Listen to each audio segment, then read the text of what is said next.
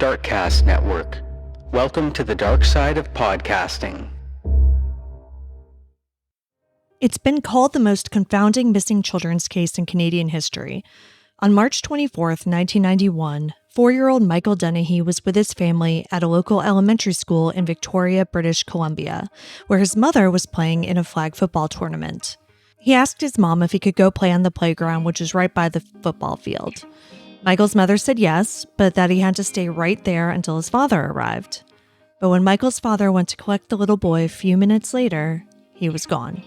Over the next 3 decades, many theories would be bandied about, running the gamut from an abduction by a family who wanted to raise a child to a satanic ritual. But to this day, Michael remains missing. When a person goes missing, there's a special kind of pain in the not knowing. I want to tell you the stories of those who never came home. Today, I want to tell you the story of Michael Dunahee. I'm Kona Gallagher. And I'm Ethan Flick. And this is And Then They Were Gone.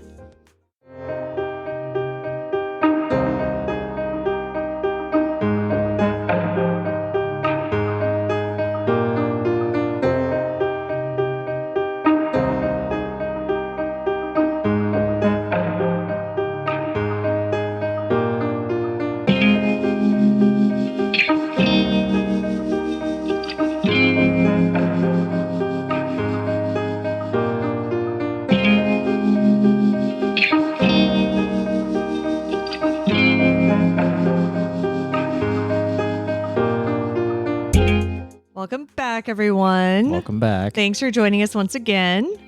I'm Kona. And I'm Ethan. And we are the husband and wife team behind this podcast. Each week, I tell you the story of an unsolved missing persons case, and Ethan doesn't know anything about the case going into the episode. He is here to provide reactions and questions in real time, hopefully asking some of the same ones you have at home. So after last week's episode fiasco where I cried, I don't know. Pretty much nonstop. Yeah. I edited a lot of that out. I don't know why I'm going to torture myself by doing an episode on a missing 4-year-old child, but here we are. We have a ton of Canadian listeners, which you may or may not know. I did not know that. Yes. Hi, Canada. Hi, Canada. We have somehow never done an episode that takes place in Canada, though. Really? Yeah, I know. So I wanted to make sure that we got at least one in by the end of the year. Now, this case has so many possibilities that it absolutely makes sense that it hasn't been solved in 30 years. But that isn't to say that it never will be. And I think that's really important to talk about when we tell the stories of long-term unsolved missing people. There's absolutely a chance that Michael will be found one way or another. One of the cold case detectives that has been in charge of Michael's case is Detective Sergeant Michelle Robertson. And she said something very interesting and very true about cold cases, that in order for them to be solved, there generally needs to be, quote, a change in technology or a change in relationships, end quote. And I really like that. And, for this, since there's no technology involved, a change in relationships really could be the key here. But before we get started, I would like to thank Sean H., who has joined us over on Patreon. Thank you so much for your support, Sean. And as a reminder, you can get episodes early and ad-free by subscribing to our Patreon at any level. And you can also listen to these episodes ad-free by subscribing on Apple Podcasts. But now, with all that out of the way, let's get into the case of Michael Dunahee.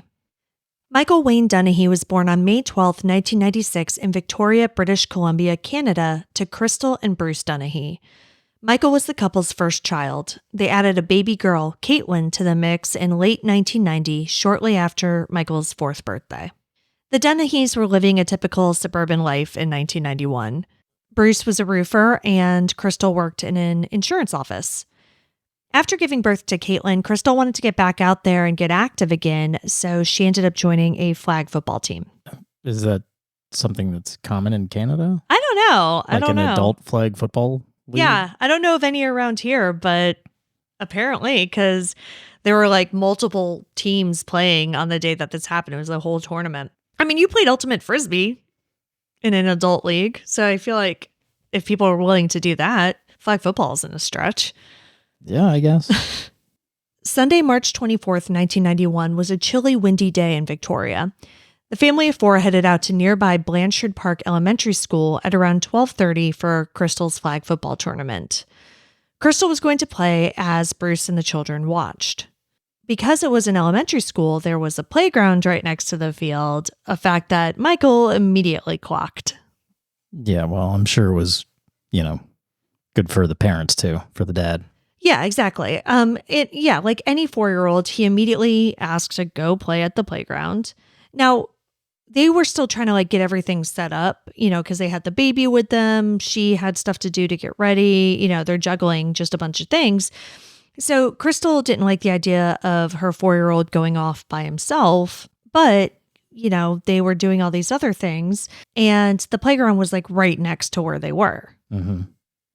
So despite her misgivings, Crystal tied the hood tight on Michael's jacket and told him that he could go over and play for just a little while until Daddy came to get him. Exactly what happened next is a little murky. In the earliest newspaper articles, there's an account of Michael playing hide and seek with other children. According to this story, he was the one hiding. The children said they were going to count to 10, but apparently only counted to 5 before coming to get him, but they were unable to find the little boy. After 5 seconds? Yes. Okay. I do hesitate to present that as 100% fact. One, because this is... They're kids. They're kids, right? Also, a lot of the early articles had factual errors, which we see a lot when we're looking at newspaper articles that come out right afterwards, because it's basically they're just trying to get the story out. And so a lot of the details get mixed up. Mm-hmm. For instance, in an article in the Vancouver Sun dated March 25th, the day after Michael goes missing, it states that Michael was there to watch his father play in a tournament and that his mother wasn't even present. That's a little different. Right, exactly. It also says that Bruce was alerted by family friends that Michael was missing. And then in other accounts, I've heard that he went over to get Michael, and then that's when he saw that Michael was missing. So I don't exactly 100% know how that all went down. The information about hide and seek, however, I have seen kind of repeated over the years. So I think the general idea of that is correct. It originally comes from a March 26th article in The Province, and quotes Victoria Police Corporal Dan Mercer, who told reporters, quote, "They only counted to 5 and then they went around and he wasn't there. That's how long it took," end quote. Went around what? I think went around, maybe the other side of the playground, the side of the building, just something where he could be hiding. Okay. What I'm not clear on is exactly how Bruce and Crystal realized their son was missing. Like I said, the common retelling is that Bruce did go over to get him so they could watch the game, at which point he couldn't find Michael. But in any case, whether that was it or it was the kids who came over or something, as soon as he realized his son was missing, he alerted the other adults there, and the games were immediately halted. While players and their families, basically everyone who was in attendance, about 50 people in all, began searching for the missing 4-year-old. The police were also called immediately, and they responded quickly. Michael was only 4, and he went missing from a public location, so police immediately took it seriously. That's good. Police got there and began their search, and the investigation would become the largest in Victoria's history. Detective Inspector Fred Mills spoke to the CBC in 2016 on the 25th anniversary of Michael's disappearance. He said, quote, "I received the phone call at home on a Sunday that a child had gone missing from the playground. It became quite clear that this was more than just a missing child, that in fact it had all the earmarks of an abduction," end quote.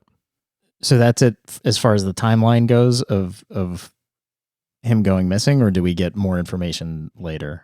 Not a lot of specific information, just about the search, basically. I mean, so they arrived at the field at around 12:30, and he's reported missing at about 1 o'clock.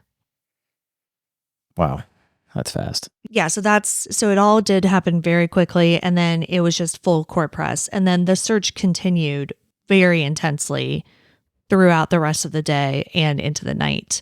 But it unfortunately turned up nothing. By the next day, Monday, Victoria police brought in helicopters with heat-seeking equipment to aid in the search. Police did very quickly start looking at this as an abduction, but they were holding out hope that, he had wandered off, right? Yeah. And that he was in a shed somewhere or hiding or, just something like on somebody else's property nearby. Yeah.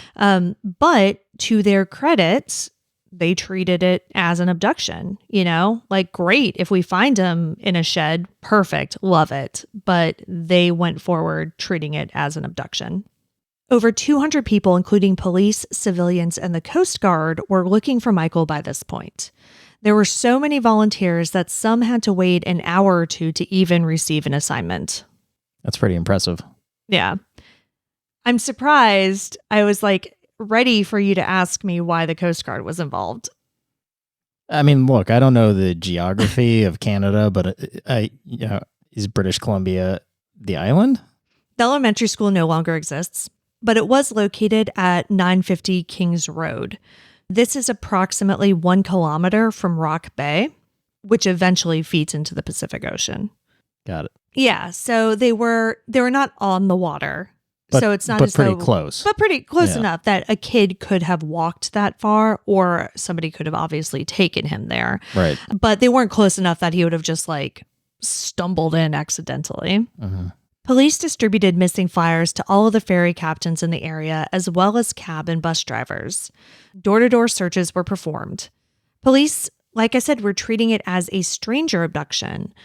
And it wouldn't be long before they started wondering if it was connected to some other incidents in the area.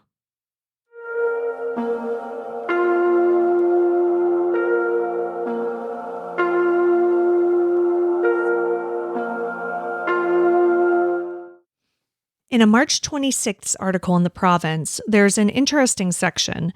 It reads, quote, "Police say it's the first time they can remember that a young child in Victoria has apparently been abducted by strangers. But last fall, there was a rash of apparent abduction attempts and indecent exposure cases, some in the same neighborhood." End quote. So perpetrators ramping up his efforts. Perhaps, but it's not necessarily one person who's doing all of this either. Right. In the nearby town of Esquimalt, there were 10 reported attempted abduction cases the previous fall. The victims were both male and female and ranged in age from 6 to 12. Most were approached as they walked home alone from school. Police were unsure if those attempts were related to Michael's case, which by then, just 2 days after Michael's disappearance, they were officially calling a stranger abduction. Now, 10 attempted abductions seems like a lot. Yeah. I don't know what the average stats are, but 10 in one small town over a fall, so one season, seems like an excessive amount. It's got to be the same person. I don't know. This is not like a big metropolitan area, right? No. Well, okay, it is. So, this is Vancouver, Vancouver Island. It is around, yes, it's around a big metropolitan area, but that town itself is not. Right. That's what I mean. So, yeah. The town is not Yes, but it's not in the middle of nowhere. Sure. Either. Yeah. But. No, it seems insane. Right. So I don't know. And as I'm reading these articles, that are bringing up all these other things that have been happening kind of nearby, there are a few bizarre anecdotes that got shared that were kind of just stuck in these articles with no further comment. And I have so many questions about them. All right. So I have no idea if this anecdote, that I'm about to tell you has anything to do with Michael's disappearance, but I did find it interesting. Now, in this article, local parents were being interviewed basically about how they didn't want their children to go outside and play since this happened. Your typical, we have such a lovely town, now we're all locking our doors, the town lost its innocence, that type of thing, right? Yeah, yeah. One mom, a woman named Rose Carr, was still holding out hope that Michael wasn't abducted. She told reporters, quote, "Everyone looks out for each other's children. I believe Michael is stuck somewhere and just can't get out," end quote. So this is, a couple days later. Whoa, wait a second. hold the phone. Like this woman just says that. That's not even the part that I thought was crazy. It gets worse because that is very specific. Well, no, but I think her idea is, again, that he's like in a shed on somebody's property and he got stuck in there. Okay. It's Okay. not the way I took it, but okay. Okay, but get this. So she then goes on to say that the previous summer, her 7-year-old went missing. He was gone for 8 hours before eventually being found crying in front of a downtown hotel. What? That was my question. No follow-up questions from the reporter. They're just like, oh, yeah, I guess shit happens. Like, I don't know. So like maybe my imagination is running away with me, but that seems incredibly weird. Yeah. And I don't know which hotel he was found in front of because, again, reporter asked 0 follow-up questions. But I Google mapped the route from the school to downtown, and it's about 1.5 kilometers. Maybe it's nothing, and maybe this little boy just went on a walkabout and then got scared at the end. But it struck me as insanely creepy in this context. Yeah. And again, it's just never brought up again or remarked upon. Meanwhile, tips are pouring in while police tried to stay on top of them. Like they just had, it was one of those things. They're canceling leave. Good Friday, the Good Friday weekend was coming up. Everybody was working through that. Like it was just nuts. Several people reported seeing a man lurking across from the school around the time Michael and his family were there. On March 30th, police released a sketch of the man who was described as a Caucasian male in his late 30s or early 40s with short grayish hair that is receding and combed to one side. He was described as having a large nose and prominent ears. He was wearing gray rugby pants and a blue jacket with white stripes across the front. Police believed the man was 5'4" to 5'7" and had a chubby build. Though in later articles, it said that he had a muscular build. I have questions. Yeah. What are rugby pants? I don't know, but they talk about them a lot in this case. I think it's a Canadian thing. I don't know if it's literally pants that you wear to play rugby. Wouldn't those just be like athletic shorts or athletic I pants? have no idea, but I heard rugby pants, I saw rugby pants being talked about like pretty often.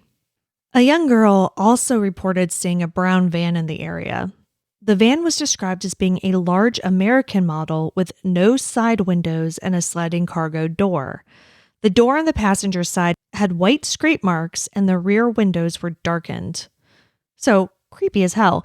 There were also curtains on the front windows and a tan-colored bulldog was seen in a cage in the van, which I don't know how you would see that if everything's curtained up and blacked out. Yeah. So I don't know if the door was open at one point and they saw this dog in a cage. What is an American model of van? Yeah, I don't know like what would make that different. I guess like a Ford or whatever, like a Ford Econoline. I think that's just what they mean. Like it's a Ford or a Chevy. It's just a weird way to describe it. Yeah, well. Interestingly, on September 26, 1989, so just under 2 years prior, there was an alleged attempted abduction of a 3-year-old boy near the intersection of Kings Road and Dowler Place in Victoria.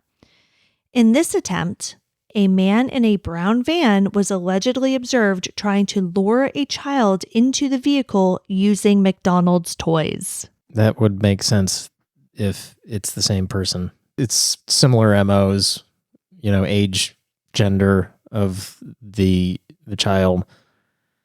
Obviously, the van matches the description, and I'm assuming it's somewhere nearby the school. Yeah, it's in the same general area. Yeah. School, playground. Exactly. Obvious places to scout out if that's your MO.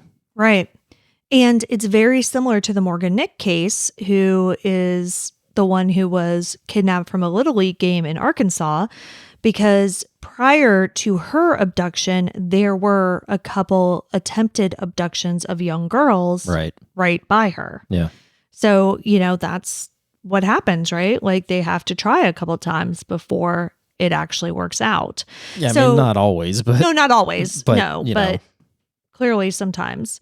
Now, the first attempt didn't work because a woman named Bev Morrison saw what was happening and intervened, leading to a verbal altercation between her and the driver of the van. She called police, but, it's 1989. She didn't have a cell phone. right. So by the time she got to a phone and called the police and they got there, the dude was long gone. But Description? Miss Bev, she did better than that. She got the license plate number. Nice. Yeah. So they eventually, I don't know how long, later, whatever, but they eventually identified the guy, but he was never charged with the attempted abduction of this little 3-year-old. Mm. So to this day, we have no idea if he has anything to do with Michael's disappearance or not. He apparently remained on Vancouver Island for years until his death in 2022. So you would think that the RCMP would have probably interviewed him? Yeah, so it was Victoria Police who was the primary agency, but yes, My they did bad. call in the RCMP, to assist. But yeah, you would have to assume nothing that I could find spoke directly about that, Mm-hmm. but the brown van does come up more. So it would be insane if they didn't, but Right. So after Michael's disappearance, several tips came in from people who reported seeing similar vans because, once they got the original brown van tip from the little girl who was there that day, police started circulating that everywhere. So one of the people who reported seeing a similar van came from a mother named Julie Benton. Julie went down to the police station on the Wednesday after Michael's abduction and told them that she saw an old VW van parked in an alley near the elementary school where Michael was last seen. That's not an American model. It's not. That's German. Yep. What's more, she said she saw a little blonde-haired boy in the van. Oh, God. She described the vehicle as having British Columbia plates and being dented. And this is the next part that's crazy. Then she said that she recognized the woman who was driving the van as the same woman who had tried to abduct her child 7 years previously. Yo, what the hell is going on in Vancouver? I have no clue. So she said, quote, "I almost drove off the road when I saw her," end quote. Is this just a safe haven for child abductors? I have no idea. Or what are But- the police dropping the ball because they can't? Maybe it's more difficult to charge and prove attempted abductions. I have but no idea. it seems wild that there are this many attempted abductions or children going missing Yeah. and then popping up or whatever. Between the kid who went missing and was found crying in front of the downtown hotel and this woman who's like, "Oh yeah, I saw that brown van and there was the lady who tried to kidnap my kids 7 years ago." Yeah, what? Yeah, I have no idea. I was just reading through these newspaper articles that are 30 years old. I'm like, this is absolutely wild. As the investigation reached the 1-week mark, a reward fund for information grew to $40,000 from both individual and corporate donations. Police continued to circulate the sketch of the man, the poor, short, balding, big-nosed man, and also gathered snapshots that people had taken at the school that day with the goal of identifying all of the people in the cars in the photos. Oh, that's smart. Mm-hmm. In doing this, police identified another little boy who had been playing in a small park across the street at the time. And this little boy looked uncannily similar to Michael, down to the jacket that they were both wearing. They were wearing almost identical jackets. And it was determined that several of the witness accounts that they had gotten were actually about this little boy and not Michael. Oh, wow. Investigators said that this new information was leading them to place less emphasis on the brown van And they completely ruled out that whole line of inquiry by April 4th. By April 4th, they announced they were no longer looking for a brown van. That's interesting. I thought so too. I mean, between the lady who talked about the VW van and then the 3-year-old who had been abducted 18 months or attempted abduction 18 months prior with a brown van, like, that's crazy to me that they felt that they could rule that out. Just 4 days after Michael's abduction, another attempted abduction was reported in Vancouver, about 114 kilometers away. In this case, a 9-year-old girl was walking home from piano lessons around 5 p.m. when she saw a yellow Ford van at an intersection. She said that she heard the sliding door slam open and that a man came out and started running after her. Jesus. Yeah. He chased her for about 20 meters until she reached her backyard. The man was described as a white man between 40 and 50 years old with long black hair and a ponytail. He was wearing a red bandana, white t-shirt, blue jeans, and brown cowboy boots. So Bruce Springsteen? I think so, except with long hair. That's weird. Yeah. As the second week in the investigation came to a close, Victoria police received some help from the States. The FBI worked on a possible profile of the abductor, and the National Center for Missing and Exploited Children also agreed to send out Michael's photo and information on 55 million cards that would be placed on bus stops, distributed in convenience stores, and placed on milk cartons. America's Most Wanted also devoted a segment to Michael, a move that garnered about 150 additional tips, including a possible sighting by an ex-detective in New Jersey. New Jersey? Yeah, and so keep in mind, this section of Canada, like the Vancouver, British Columbia, that's on the other side. Like, we're talking West Coast over here. So we're talking all the way on the other side of the continent. Okay. Shortly thereafter, police located a man who fit the description of the balding man that they were looking for. They interviewed him, but the man denied being at the school on March 24th. Okay. I mean... Police didn't release any more information other than to say that they had no reason to make an arrest at that time. Well, sure. Don't make an arrest yet, but like... Nope, wasn't there. Okay. Yeah, I mean, I'm sure, I know so the article I read said that they were planning on interviewing him a second time, but I mean, obviously nothing came of it.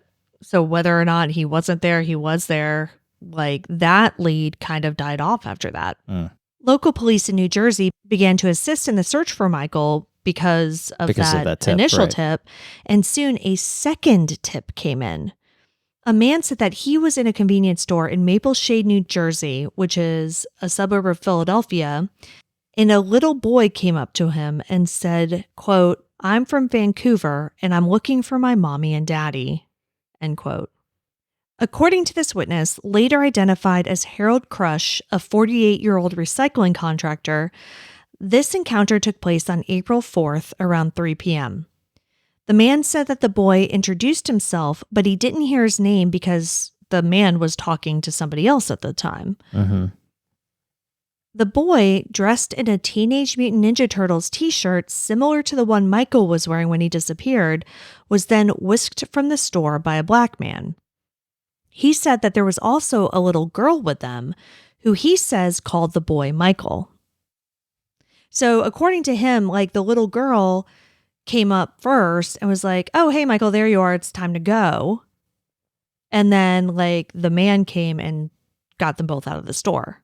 The trio left in a maroon car, possibly a 1998 or 99 Oldsmobile or Cadillac. The America's Most Wanted segment aired the following day on April 5th, and the man watched it and then called in his tip.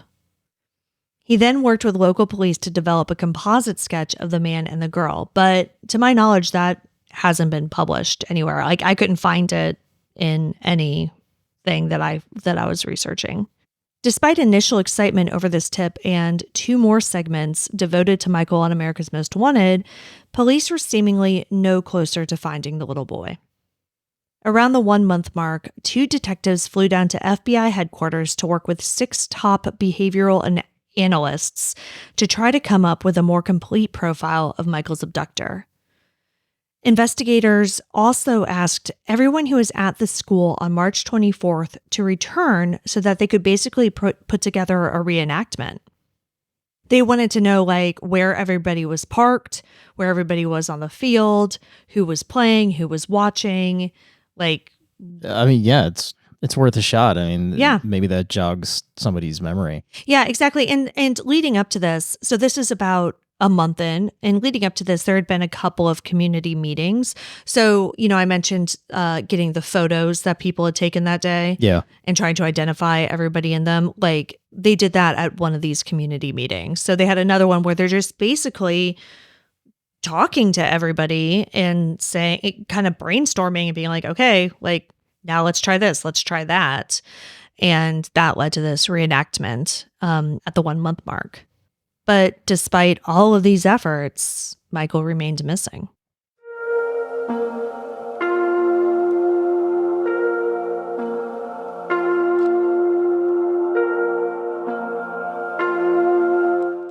No matter how much time passed, Michael's parents never gave up on finding him and never wavered in their belief that he was alive. They began to work and continue to work on keeping his name and his story in the forefront of people's minds. They started the Michael Dunahee Keep the Hope Alive fun run and walk. They just held the 32nd one on March 26, 2023. 6 years after Michael's disappearance, the Dunahee family moved into a home nearby. They made sure it had enough space so Michael could still have his own room. The bedroom is filled with Michael's toys and belongings, including a hat with his name embroidered on it, and a photo of him with his grandfather. Unopened Christmas and birthday presents were stacked in a corner.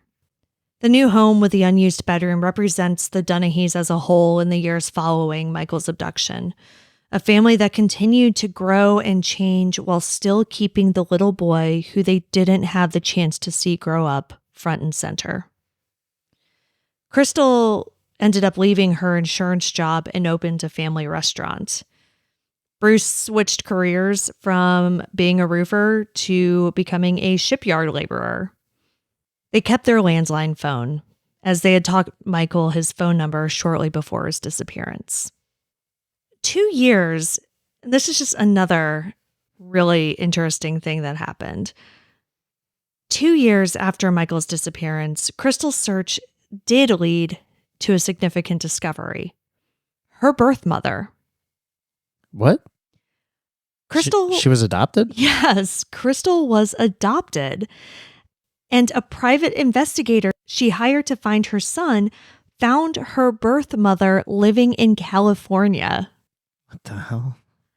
Yeah, and the two connected, much to the delight of Mavis Jenks, who had never given up hope of finding the daughter she had given up for adoption nearly 4 decades previously.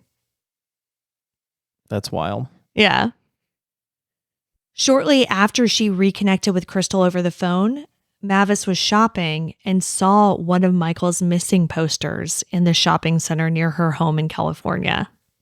Though she never had the chance to meet her grandson, she started to keep a copy of his missing poster taped to her car window. As the years went on, the case began to take interesting turns. In 2011, Milwaukee, Wisconsin police searched the home of a dead man named Vernon Seitz. Seitz was a self-proclaimed psychic who often contacted families of abducted children in the United States. During the search, police found one of Michael's missing posters. This got back to the Dunahees, who said they weren't sure if he had ever contacted them regarding Michael, but that the name did sound familiar. Yeah, I mean, I'm sure that, they weren't keeping track of everybody who that was reached reaching out, right? Yeah, I'm sure he wasn't the only psychic to reach out to them. And this is 10 years after Michael's abduction at this point. Okay, so if they're not sure if they've ever interacted with this guy or whatever, why are we talking about him? And he's dead. Well, before he died, Seitz apparently made a deathbed confession to his psychiatrist in which he asked the doctor to tell police that he killed a child in 1959 and knew of another child killing. Knew of another child killing? Right. That he did? Or? I don't know. Okay. Apparently there wasn't much more information, but that led to the search of his house after his death. During the search, investigators also found drawings of nude boys in bondage, a videotape reportedly showing the kidnapping of a 4-year-old boy. No more information there. And books on cannibalism. Jesus. Yeah. Now, as horrifying as all of this is, no connection has been found between Seitz and Michael. But what a wild thing for the parents to have to deal with 10 years into this. Yeah. Like, oh, by the way, this guy in Milwaukee, says he knows of a random child killing that happened at some point between 1959 and now, and has all of this horrible stuff in his basement and maybe reached out to you at some point. Yeah. Just awful. Now, as can be expected in a case like this, young men also began to come forward claiming to be Michael. Right. I was wondering when that was going to start. Yeah. Well, the first one was in 2011, near the 20th anniversary of Michael's abduction. The community of Chase, British Columbia, believed that a young man who lived there looked like a grown-up version of Michael. The belief went so far, and I don't know all the details, but it was deemed credible enough that the man took a DNA test, which of course proved that he was not Michael. Right. Yeah. And, you go missing at 4. It's fair to say that you wouldn't necessarily remember. Oh, for sure. Your previous life, quote unquote. Oh, absolutely. No, it's completely within the realm of possibility. Yeah. In a slightly weirder case, in 2012, police released a composite of what Michael may look like as a 26-year-old man.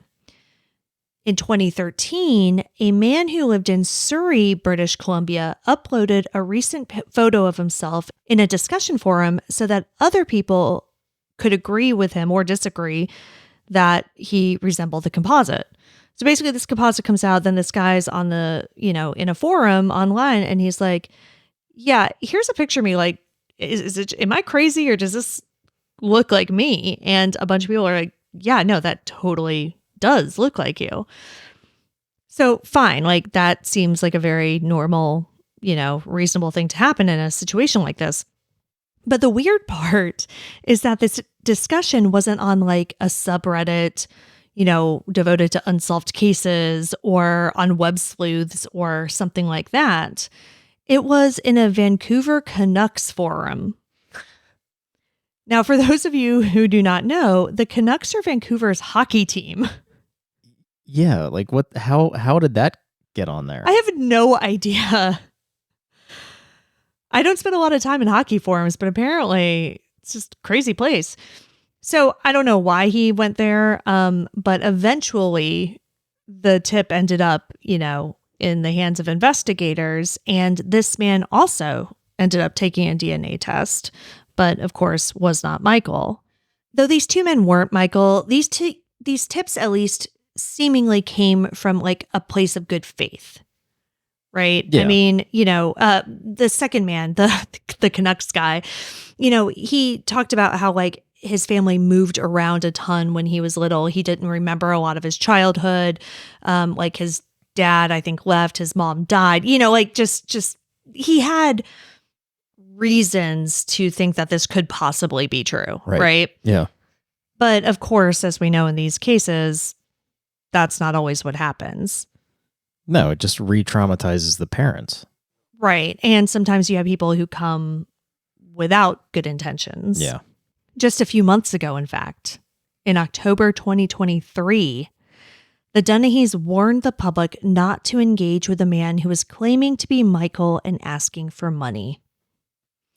In a social media post, the family stated, quote, "Some of you may have noticed some posts or been contacted directly by a fellow recently claiming to be Michael. We can confirm he is not. Please do not engage in conversations with him, and most importantly, please do not send him the money as he was requesting." End quote. which it's still, as many times as we tell stories in which people try to scam the family members of a missing person, like, it's still mind-boggling to me that anybody can be that cruel. And to be fair, though, this guy, it sounds like he has issues with mental illness. Mm-hmm. So it's not necessarily coming from a place of cruelty. But either way, the effect on the family, I can't imagine how horrible that must feel. Right. Crystal and Bruce, as well as the rest of Michael's family, you know, like the grandparents, people like that, were cleared by investigators within days. But that hasn't stopped online sleuths from levying accusations. So, yes, people have accused the parents of being involved. One local blogged that she was pretty sure she had seen Michael on a cooking show. What? I don't know. These are like all the theories. Another told the National Post that he was sacrificed to the devil. Okay. This area was in the grips of a satanic panic around the time of Michael's disappearance. So that got a You know good what, amount of though? play at first. Given the amount of child abductions and attempted child abductions, I don't blame them. Yeah. Yeah. I mean, I mean, for the record, the satanic panic is, you know, not based in fact, but it does seem like an inordinate amount of attempted child abductions. I mean, all of that stuff going on, I could see the jump from this is out of the ordinary to Satan worshipers have moved in Sure. and they're taking our kids to sacrifice them. Yeah, you know, honestly, when you put it that way, it doesn't seem as crazy. Right? The two prevailing theories, though, that have kind of stuck around over the years are that he was either kidnapped and murdered by a local sex offender, or that he was kidnapped and raised by a woman who couldn't have children of her own. Both plausible. And honestly, there's no real evidence in this case at all, but the little bit of evidence that we do have points to both, actually. Yeah. I mean, if we go back to the brown van, which again, police have discounted, but if you go back to the brown van, you've got the man in the van who had been trying to abduct, you know, the 3-year-old. And so that's probably in the first group. Yep. But then you've got the woman in the VW van who tried to abduct a child 7 years prior. So maybe she was just trying to get a child of her own to raise. You also have the potential witnesses in New Jersey where Right. a person was with multiple kids Yeah.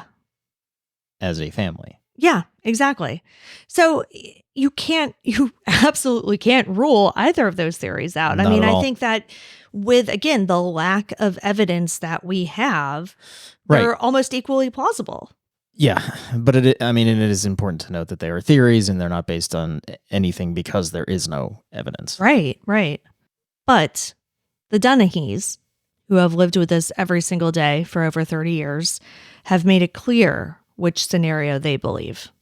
Perhaps it is this belief that has led the Dunahees to remain married, a rare accomplishment among the parents of long-term missing children. Michael's baby sister, Caitlin, is all grown up now. She's in her 30s and has a husband and children of her own. In 2021, Victoria Police launched an online portal for tips in Michael's case. Since then, they say they've received hundreds of tips. Crystal has submitted her DNA to national databases, quote, in case Michael decides to check out his family history, end quote. In 2016, on the 25th anniversary of her son's abduction, Crystal talked about this possibility, saying, quote, if Michael's out there, he's now an adult. If he's got questions, he sees picture and maybe realizes that's me. The case is not closed. We haven't given up. We're going to keep going until we have the answers that we need. Author Valerie Green wrote a book about the case called Vanished, the Michael Dunahee story, and she shares Bruce and Crystal's belief that Michael could still be alive. In her book, she writes Michael a letter. It says, quote, perhaps you might recall an old favorite toy, a cereal, a crying baby who was your sister Caitlin, going with your dad to Fleming Beach to watch the fishing boats coming in, and listening to your real mother telling you a bedtime story. Only your abductor or abductors know the truth about your disappearance that day, and they have kept that appalling secret for 25 years. And it is now time to break the silence. An answer is well overdue. We need to know what happened on that morning in March of 1991.